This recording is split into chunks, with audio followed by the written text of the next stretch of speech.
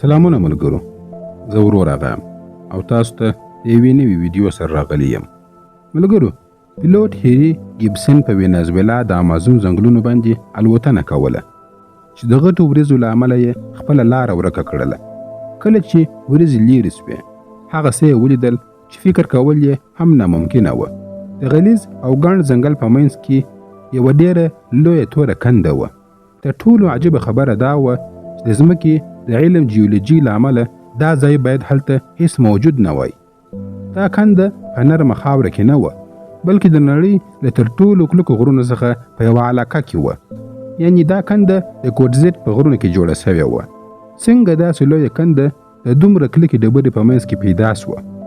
دا کنده شاوخوا 1000 فوټه ژوره وه، دومره ژوره چې ټوله ایفیل ټاور هم پکې کې ځایېږي. خو هغه وخت هیري ګیبسن نه پوهېدی چې هغه یوازې یوه کنده نه، بلکې یو پټه نړۍ لیدلې وه. یو داسې ځای چې پکې کې ژوندي موجودات د میلیونونو کلونو راهیسې له د باندې نړۍ څخه جلا وده کړې وه. ساینسپوه چارلز او د هغه ملګري ډیویډ نوټ له خپلې 12 کسیزې ډلې سره د دې کندې پر غاړه باندې ولاړ وو. د دوی مخې ته لویه ننګونه وه. دا کنده تر 1000 فوټه زیاته ژوره وه او یوازې د رسیو په مرسته ورته ښکته کېدلی سوی. د هلیکاپټر کارول په دې کنده کې دننه د غلیظ او ګڼ ځنګل له امله ناممکنه وه. د سیما هومبولټ د دې کندې دیوالونه سیده نه دي، بلکې د زنګولې په شان دي. یعنې هر څومره چې ښکته کېږي، دیوالونه ستا څخه لرې کېږي. کله چې ته 1000 فوټه لاندې ځې، نو د نرۍ رسۍ په مرسته په هوا کې ځوړنده پاتې کېږي او هلته د هلیکاپټر په وسیله سره ژغورنه تقریبا ناممکنه ده. له ډېرو هڅو وروسته کله چې ډله د سیما هومبولټ کندې ته ښکته سوله، داسې احساس یې وکړي لکه بلې نړۍ ته چې داخل سوي وي. هلته هوا بیخي بدله وه. په لږ وخت کې ټول کسان ناروغ او سرګردانه سول. په دې تړلي چاپېریال کې چې پیړۍ تړلې پاتې سوې وه. د اکسیجن کمښت او پر ځمکه باندې د زهرجنو فنګسونو له امله د دوی ساه تنګه سوله او تنفس یې سخت سو. خو له دې خطرې سره د دوی سترګې پر هغو رازونو وې چې هلته خپاره وه. هغه رازونه چې د نړۍ په بل هیڅ ځای کې نه پیدا کېږي. اصلي پوښتنه دا وه چې ولې دلته هوا دومره خطرناکه ده؟ د دې راز د دې کندې په جوړښت کې پټ دی. د دې 1000 فوټه ژوروالي له امله توده او تازه هوا له پاس څخه د باندې وځي او د دننه هوا ډېر وخت بنده پاتې سوې ده. رطوبت شاوخوا 100% دی چې له امله یې هوا ډېره درنه سوې ده. خو تر ټولو لوی خطر دا نه و. زهرجنو بوټو د هغو حیواناتو پر وچو فاضلو باندې وده کړې وه چې پیړۍ هلته اوسېدلي وه. کله چې خلکو پر هغو بوټو باندې پښه کښېښودله، دا وچ مواد هوا ته پورته سول او د سږو سره په تماس کې سول چې خطرناک غبرګون یې ښکاره کړي. دا ځای ورو یو حیاتي جال ګرځېدلی و او اوس ټیم رښتیا هم پکښې کې بند پاته سوی و. ځکه په دې حالت کې بیرته د 1000 فوټه رسیو په مرسته ختل ډېر ګران کار و.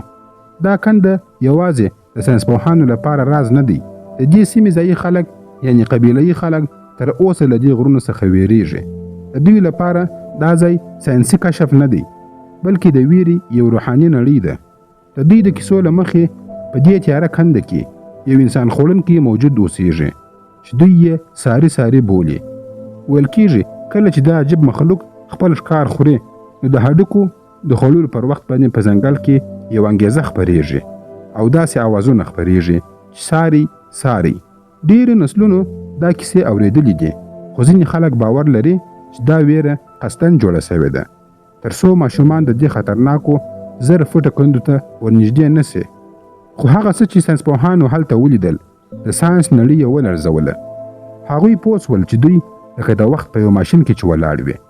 دلته چاپېریال د میلیونونو کلونو لپاره له د باندې نړۍ څخه جلا پاتې سوی و او داسې ژوند یې ساتلی و د ځمکې له ډېرو برخو څخه له منځه تللی دی. د سیما هومبولټ ایکوسیستم بې ساري دی.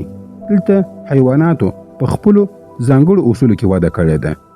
ډېری ډولونه حیوانات او حشرات یوازې همدلته موندل کېږي. ساینسپوهانو دلته یوه ځانګړې چونګښه پیدا کړله چې د ټوپ وهلو پر ځای زیاتره په پښو باندې ګرځي او خپل بچي پر شا باندې ګرځوي. حشرات هم بېلابېل وه. دلته هیڅ حشره الوتلی نه سي.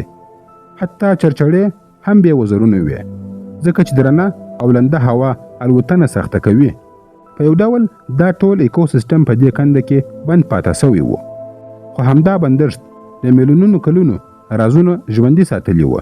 دلته ساینسپوهانو سټرومیټولایټس هم وموندل، هغه ژوندي ډبریز جوړښتونه چې شاوخوا 3.5 میلیارده کاله پخواني بکټریا لري، او باور دی چې د ځمکې پر مخ د اکسیجن پیل له همدې ځایه څخه سوی و.